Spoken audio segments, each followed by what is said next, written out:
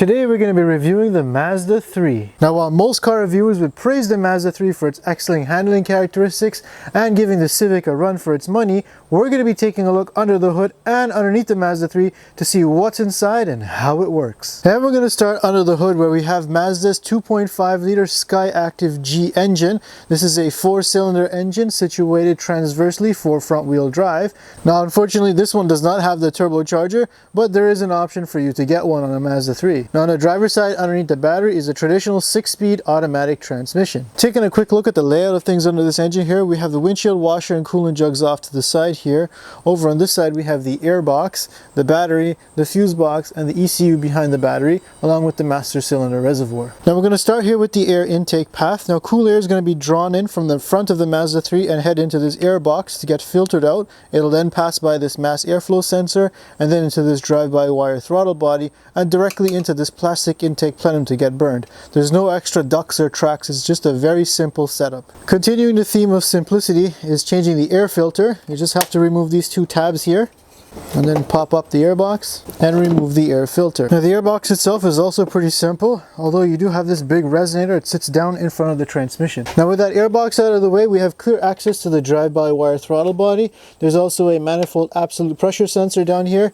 Now this plenum does not have any extra flaps or actuators for tumble flow control the way other vehicles do. Next we'll take a look at the fuel system on the Mazda 3, and things are pretty simple. Although this is a direct injected engine, we have the fuel line that's going to bring fuel into this direct injection pump. This is going to be the high pressure pump that's driven off of the exhaust camshaft over here to pressurize the fuel. It'll then go down over here to the fuel rail underneath the air intake plenum. Now underneath that intake plenum we have the 4 injectors that are going to inject fuel directly into the combustion chamber. You can see a piece of the rail on the side here, as well as the fuel pressure sensor. Now of course the downside to direct injection only is that you could potentially deal with carbon buildup issues on your intake valves. If you did have port injection, you would see port injectors right on the top here. Taking a look at the top of the Mazda 3's engine, we have a plastic valve cover here. There are 4 ignition coils on the top here for easy access to the spark plugs when you do need to change them out. At the top here we have the purge valve for the evap system and a small little oil collector before it goes back down to the intake to get recycled. Now the top of the engine here we do have the filler cap. Now this does take 0W 20 weight oil, and we have the dipstick located right at the top here. Taking a look at the underbody of the Mazda 3, things are fairly flat throughout. There's a good use of plastics underneath here to smoothen out aerodynamics and to help prevent salt water from splashing up on components, rusting them out. Now at least you don't have to take off the whole cover underneath here when you're doing an oil change. There's just this little access panel here that you remove, and in this case it's missing, and that gives you access to your oil filter and your drain plug, unlike say a Nissan or a Volkswagen where you got to take off the whole thing. This cover is not even made of plastic, it's just a really thin sheet of metal coated with some furry stuff. Now with that undercover removed, we have clear access to the engine on the passenger side and the transmission on the driver's side. Now looking up at the oil pan, we have this oil level sensor over here, we have the drain plug located over here, and we have a canister style oil filter over here for quick and easy oil changes. Now the oil pan itself is pretty accessible all the way around here if you do need to change its gasket. Now this big plastic box underneath the intake manifold is actually the PCV system. The PCV valve is integrated into the block itself, and it'll then come out to this oil separator before directly venting into that intake manifold. Now looking off to the passenger side of the engine, underneath this cover here we have a timing chain, which is good because you don't have to change that over the life of the vehicle the way you would have to in a timing belt setup. Now this engine has dual overhead cams. We have the intake on the front here and the exhaust down at the back here. Now the intake side does have variable valve timing that's electronically controlled through this electric motor here that has a planetary gear set inside, and that's going to vary the phase of the intake camshafts relative to the crankshaft. Now on the exhaust side it uses variable valve timing, but it's a traditional oil control. Now the oil control valve is actually this one on top of the valve cover here. The oil control valve you see down there is for the cylinder deactivation system, this one here being for cylinder number 1. The deactivation solenoid for cylinder number 4 is located off on the exhaust side, somewhere behind this high pressure fuel pump. Now just in front of that timing cover is your drive belt setup. You can see this here is where the alternator is located. Now the tensioner for it is located down at the back there. It's actually best accessed from the side wheel well.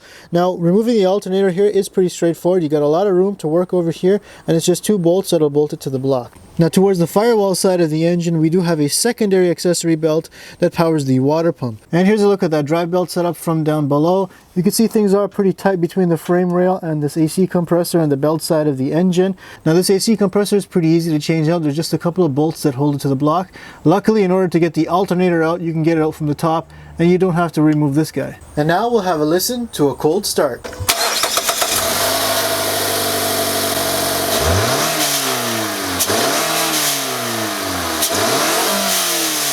Now one thing about Mazda engines is that they're not really well refined. Have a listen to that direct injection pump. Really hear that clicking sound going back and forth, which can get pretty annoying. Now the Mazda 3's got 3 engine mounts. We have the first mount over here on the passenger side. The second one over here is on the driver's side underneath the battery that connects the transmission to the subframe. Now the third engine mount is located underneath here right at the bell housing of the engine and the transmission, and it'll tie it to the subframe. Now this engine mount kind of looks soggy. I wonder if it's a hydraulic bushing. Taking a look at the transmission on the Mazda 3, it's amazing that they're still using a regular 6-speed automatic transmission. Most other manufacturers like the Corolla and Civic have gone to a CVT, while other manufacturers still use like an 8-speed or a 9-speed transmission. Kudos to Mazda for sticking to the tried and true 6-speed. Now the main feature of the 6-speed transmission is actually down here. Once you remove this bolt, you have access to a real dipstick, which is good because you can check your transmission fluid without any fancy scan tools or having to rely on a dirty overfill plug. Now also traditional is the shifter. It uses a regular cable to change your gears from park reverse to neutral and drive. Some other vehicles are going to a fully electric motor to do that job. Now in front of the transmission we have its cooler, which is going to bring these coolant coming through these lines here to exchange warmth with the transmission fluid. Now if you look down, you can kind of see the bell housing, and this is where the starter motor is located. It's actually easier to service it from down below. Here's a look at that 6-speed automatic transmission from underneath. We do have a steel oil pan, which is pretty easy to access. We have a drain bolt on the bottom here, so that combined with the dipstick up above is going to make for some pretty easy transmission oil changes. Now just above the oil pan is the transmission cooler, and then just behind that here is the starter motor, so accessing it from the bottom here is definitely much easier. Now once that transmission is done changing through its 6 gears, it'll then send power out to the front differential located inside of this housing over here, and that'll then go out to each individual axle. Now some Mazda 3s do come with an all-wheel drive system, and that's why you have this big empty space inside of here, because this is where the transfer case would sit, and that would translate some of that power going from sideways to the longitudinal direction to a drive shaft that would lead down this tunnel here. Now if this was the all-wheel drive model, you would have that center differential run down the middle over here and come to a rear differential, which would be mounted on a subframe of some sort, and then the axles would go out to each wheel. This is the 2-wheel drive model, so things are pretty simple. You have the 4 bolts there for your hub, so you don't need a press in order to change wheel bearings. Overall, under the hood of the Mazda 3, things are pretty easily laid out to maintain. There's not too many hoses, wires, or electronics that you couldn't figure out. Now over here on the driver's side, we do have the battery and we have the fuse box. Now the fuse box is easy to access and things are pretty nicely labeled. Now at the back here we have the ECU. Now typically I don't like ECUs in the engine bay because of heat cycling and collision damage, but I like how Mazda's put it right up against the firewall here where it's well protected away from any collision damage. That's a pretty good idea, yet it still maintains a nice short wiring harness to the engine. Now looking at the subframe structure under the Mazda 3, things are very traditional here with a stamped steel subframe, and it's a fully boxed in frame that goes all the way up to the front of the vehicle and even includes this metal cross tie underneath the radiator support, which is good because most vehicles subframes just pretty much end at the control arms and the rest is just left hanging. Now looking at the front suspension from underneath, we do have these steel knuckles here, and you can see the bolts here for a bolt-on hub, which means that if you've got to change front bearings, you don't need a press to change it out. However, the ball joint is a pressed-in style design that presses into the stamped steel lower control arm. Now changing control arms in the Mazda 3 is pretty straightforward. You do have one bolt at the back there. However, the one bolt at the front here is pretty close to this transmission pan, so you might have to jack up the transmission slightly in order to get it out, at least on the driver's side. Overall, though, underneath here, things are pretty simple, and I'm actually surprised that there's not too much surface rust, especially for being a 1-year-old Mazda compared to some other Mazdas I've reviewed. The only thing I see here is that although you do have a splash guard, a lot of the stuff here is getting splashed with mud water, so I don't really know the effectiveness of it. Looking at the front suspension on the Mazda 3, things are very traditional here, where we have a McPherson strut suspension here that comes down to a steel steering knuckle. Now the joint between the strut and the steering knuckle uses a pinch bolt, which is known to rust in there, so when you do have to replace the strut, it's really hard to get out. Make sure you rust proof your car. And from the back here, we can see the stamped steel lower control arm with your inner and outer tie rods.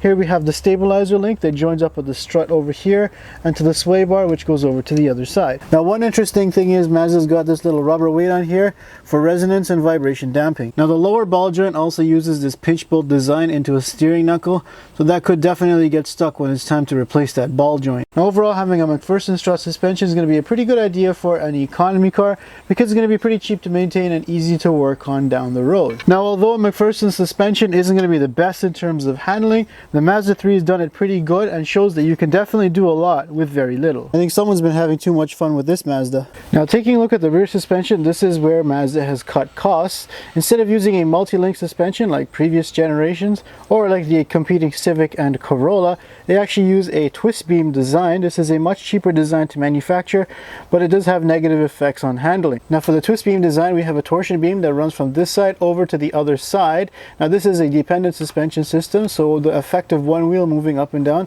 is going to affect the other side, and the difference between them is going to cause torsion in this torsion beam. Now a torsion beam, being very simple in nature, is just connected to the body at these two bushings, one on this side and one at the other side. We have this spring here that connects the body to the actual torsion beam at the bottom here. Now at the back here we have the shock absorber that'll attach down to that torsion beam. Now taking a look behind this torsion beam here, you can see that the beam actually has a pit over here where the spring seats, and then it also has the attachment point for the shock absorber, and that also forms part of the knuckle itself, so it's all one piece of stamped steel. There's no separate cast steel piece for these knuckles. Now of course the best part of a twist beam design is that it's very simple to work on.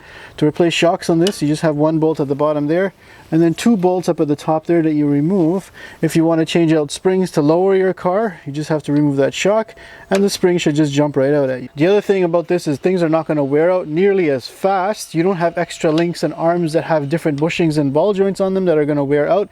You just have these two bushings over here that don't really see too much stress because this whole arm just pivots up and down. Now obviously the biggest downside to having this twist beam design is that you don't get good wheel control and therefore handling. And when the suspension articulates up and down, you don't get the desired change in camber angle as you would with an independent rear suspension. Now that twist beam design is also going to give you a lot more space back here to put other things like a hybrid battery or a fuel tank, and you don't even need a subframe for it. It just bolts directly to the frame. Now overall, I do have to ding Mazda for having this twist beam design, especially that its competitors Civic and Corolla do have an independent rear suspension, and the fact that this platform already comes with a multi-link suspension in the form of the Mazda CX-5. Now the Mazda 3 still uses this twist beam design even on the all-wheel drive model. Now one other thing that's missing is a rear sway bar.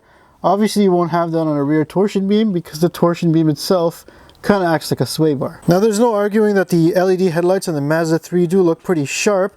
Now if you do have to access it for whatever reason, at least on the driver's side you have clear access to the LED controller at the back here. Now everything else is LED, so they shouldn't really burn out.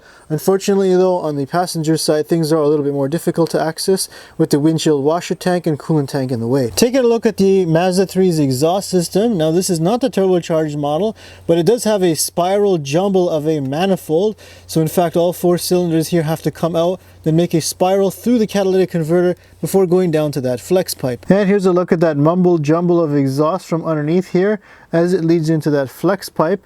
It'll then get sent down to the second two-way catalytic converter underneath here and then out back to the tailpipe. Now that exhaust is then going to travel to the back here around the rear torsion beam and into this transversely mounted muffler. Now that muffler has dual outlets on either side. Now there's no fake exhaust tips. There's actually cutouts in the bumper to allow a proper tip to come through. And now we'll have a listen to the exhaust.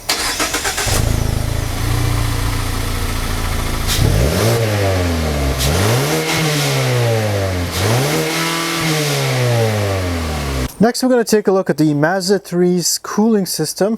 Things are again pretty straightforward for the most part. We start here at the coolant overflow jug. located off to the side here. It's going to bring coolant inside of this radiator located at the front here.